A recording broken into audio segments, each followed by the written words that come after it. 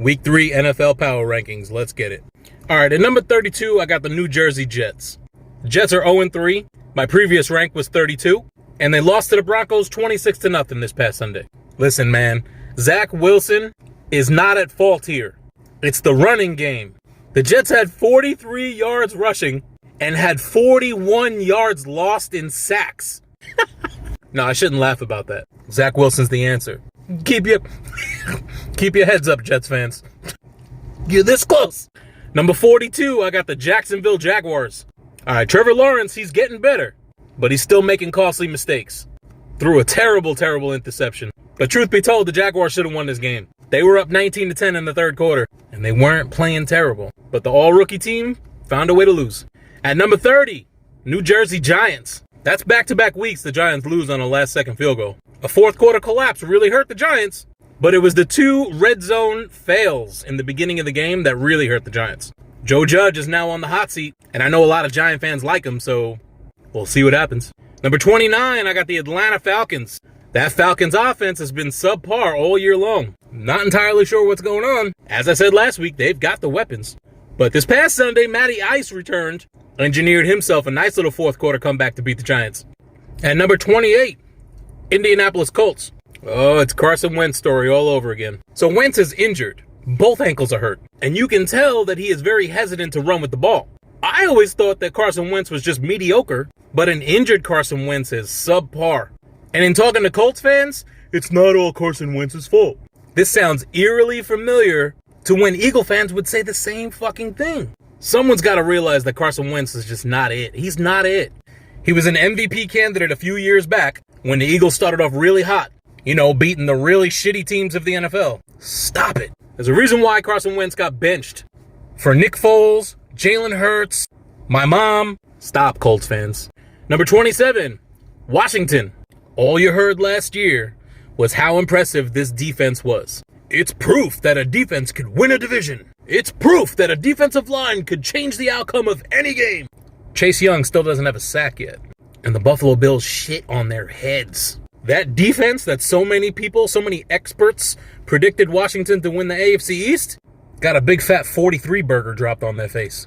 They got teabagged by the Bills offense. And their offense, their first score was on a fluke 73-yard run, and then a kickoff to follow into the wind that bounced into Washington's hands, setting them up to score their second touchdown of the game. It's not a good team. Number 26, Houston Texans. Davis Mills. You remember him? Me neither. Tyrod's hurt. It's time for Mills to come in. Texans get trashed by the Carolina Panthers 24-9 on Thursday Night Football. That Week 1 win might just be their only one of the year. Number 25, Philadelphia Eagles. All right, a very young Jalen Hurts. He is taking his lumps. He happened to run into a very, very good, confident playing Cowboys team on Monday Night Football and got his ass pretty much handed to him. But I have confidence that the Eagles will figure it out and Jalen Hurts will be a good QB, but not just yet. Number 24, the Detroit Lions. For fuck's sake, man, the Lions cannot catch a break. This is absolutely insane. Every week they make improvements, and every week they're closer and closer to getting that win, which is exactly what their new head coach said he wanted. He wanted to see improvement from week to week, and they're doing just that. This team should not be 0-3. They're playing better than 0-3.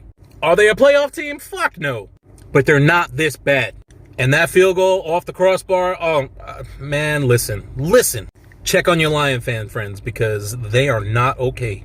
Number 23, the Pittsburgh Steelers. All right, because of injuries, this Steelers defense is not playing like Steelers defense. I get it. Injuries happen. Part of the game. But the bigger story in Pittsburgh is Big Ben. How much longer is he going to be the starter? And if he is benched, who's coming in? Mason Rudolph? Randolph? What the fuck is his name? The guy that got hit in the head by Myles Garrett. But if that happens, how are they going to check down to Najee Harris 19 fucking times? This team is bad. Number 22, New England Patriots. You remember Mac Jones in preseason and people were saying he's the real deal? Patriots are predicted to make the playoffs as a wild card. Buffalo Bills, you better watch out. The Patriots are back. Has anybody seen that motherfucker, that Mac Jones? Because it seems like as soon as it flipped to the regular season, that dude turned into rookie mode. He skipped novice. He went straight to rookie mode. I ain't worried about the Patriots. I don't think anybody should be. Number 21, the Chicago Bears. The most irrelevant team in the league to me. Justin Fields gets sacked 9 times. Bueller, 9 times. There's a lot of conspiracy theories out there thinking that their head coach, Charles Nagy, didn't game plan for Justin Fields to be the starter. Do they want this guy to lose? Does he want this guy to get hurt? I have no fucking clue what's going on up in Chicago. But at the same time, I don't fucking care. I hate the Bears. I forget that they're in the league. Number 20, the Miami Dolphins. All right, we got to take a second here to give credit to Jacoby Brissett. He's not playing like a backup. He's actually playing really well.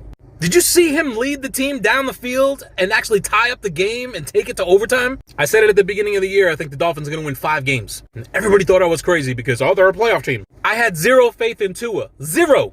And that's why I had them winning 5 games. I have more faith in Jacoby Brissett, but I still think they're going to win 5 games. I don't think the Dolphins are good. Number 19, Minnesota Vikings. Holy shit, it looks like the Vikings do have a defensive unit. They shut out the Seahawks in the second half. The Seahawks, that high-powered offense. But you can't not talk about Alexander Mattison. Filling in for injured Dalvin Cook. Rushed for 112 yards. Well done.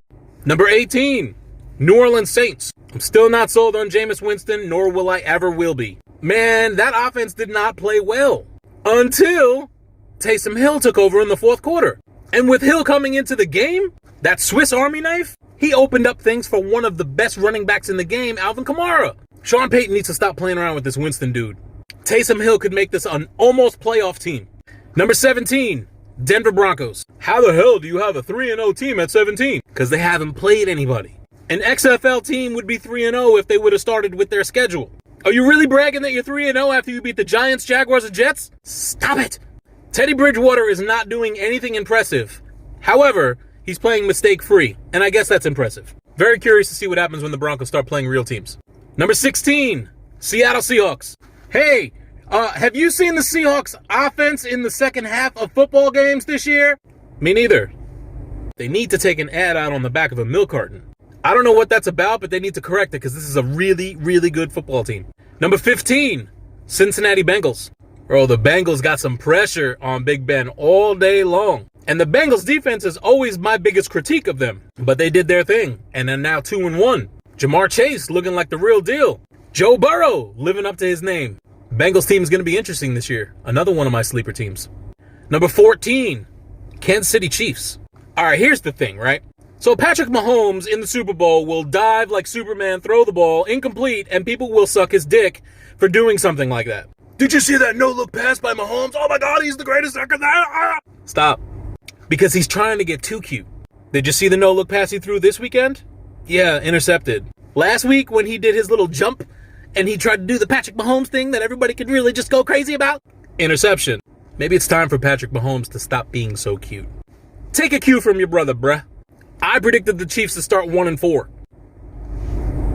They're 1-2. Number 13, Baltimore Ravens. Okay, the Ravens are 2-1. They had an impressive win against the Chiefs, granted.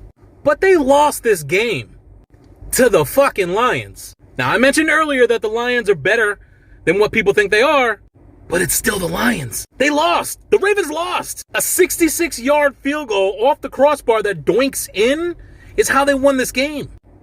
They should have lost to the Lions. A questionable delay of game right before that play. I don't know, man. The Ravens are like Jekyll and Hyde. They look amazing one week and then shitty the next. Number 12, Carolina Panthers. All right, Sam Darnold continues to impress. Curious to see if that continues when they start playing some playoff opponents. But as of right now, he looks good. A Christian McCaffrey injury is going to hurt them. But after beating the Texans, they stay undefeated. Number 11, San Francisco 49ers. Bro, the Niners need help in their run game. And they need to figure out if Garoppolo is the answer. Because a lot of people think it's Trey Lance. That was an emotionally tough loss to the Packers after marching downfield late. But you got to know better. You left 37 seconds for Aaron Rodgers. I don't think there's many people out there that didn't think he was going to get into field goal range and win that game. Number 10, Tennessee Titans. This was a strange game between the Titans and Colts. All the scores by the Titans were by people I had never heard of. But hey, a fucking win's a win, right? Derrick Henry is still running like a machine.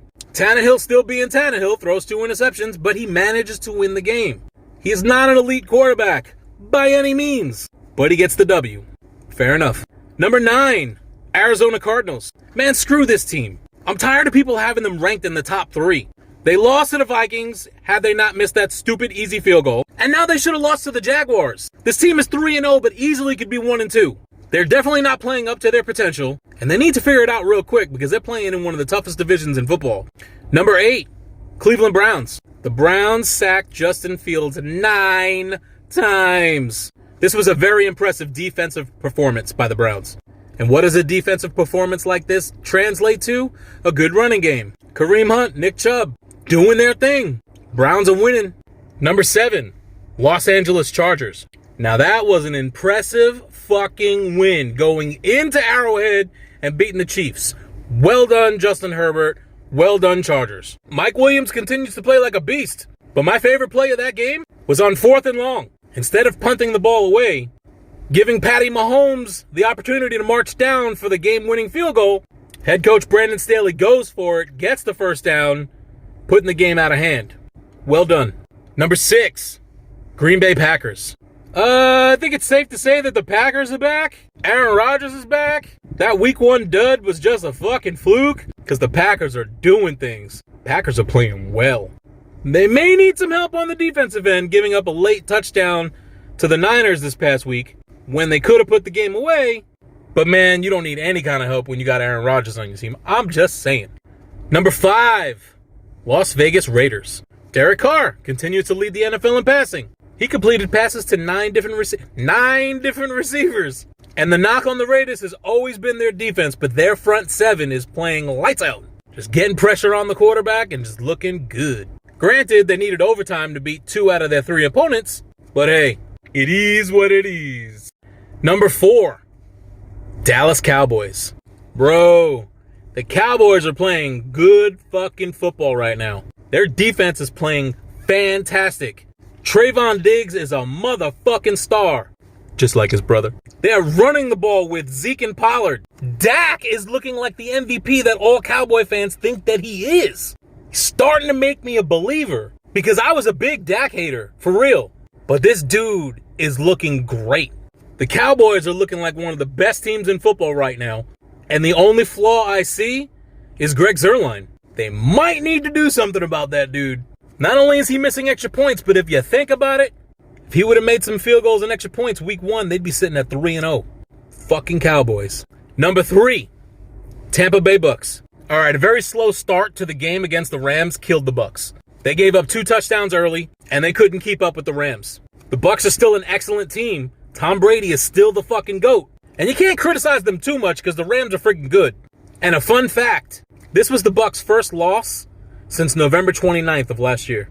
It's fucking impressive. Number 2, the Buffalo Bills. Yes, I'm biased. I get it. But if you watched any of that game, if you watched any of the last 2 games, the Buffalo Bills are back. The Buffalo Bills are playing like everybody expected them to be playing. And if you watched my video last week, I said that Josh Allen's not playing like Josh Allen, and he needs to get his head out of his ass and get his shit together. Well, guess what Josh Allen did this week? He got his fucking shit together. Throwing for 4 touchdowns, ran in another one, 5 total touchdowns. And he just looked like himself. He looked confident in his passes. He was throwing lasers. His chemistry with Emmanuel Sanders is just ridiculous. It's like kind of like how his chemistry with Stephon Diggs was last year. But again, I'm going to go back to what I said last week. It's their defense. It's their defense that's so impressive. They gave up 2 touchdowns in the second quarter. One was a screen pass to Antonio Gibson that he took 73 yards because of missed tackles. So you're talking about one bad play. And then on the ensuing kickoff, the wind took the ball and Washington somehow recovered the kick that set them up right there to score again. Aside from that, that defense was sick again. And I'm just putting this out there. Matt Milano, number 58, linebacker. The best player in the NFL that no one has ever heard of. I've been saying that for 2 years now. Remember that name. Number 1, Los Angeles Rams. Impressive win over the Super Bowl champs. Stafford is looking like the MVP that everyone thought he could be. His chemistry with Cooper Kupp is scary. This is what happens when you have a quarterback who has a defense to back him up. So much less pressure. He had weapons in Detroit. He had arguably one of the best wide receivers ever in Calvin Johnson. But now he's got a defense. He doesn't have to force plays. He doesn't have to make offense happen. He gets to be Matty Stafford. And the Rams are rolling.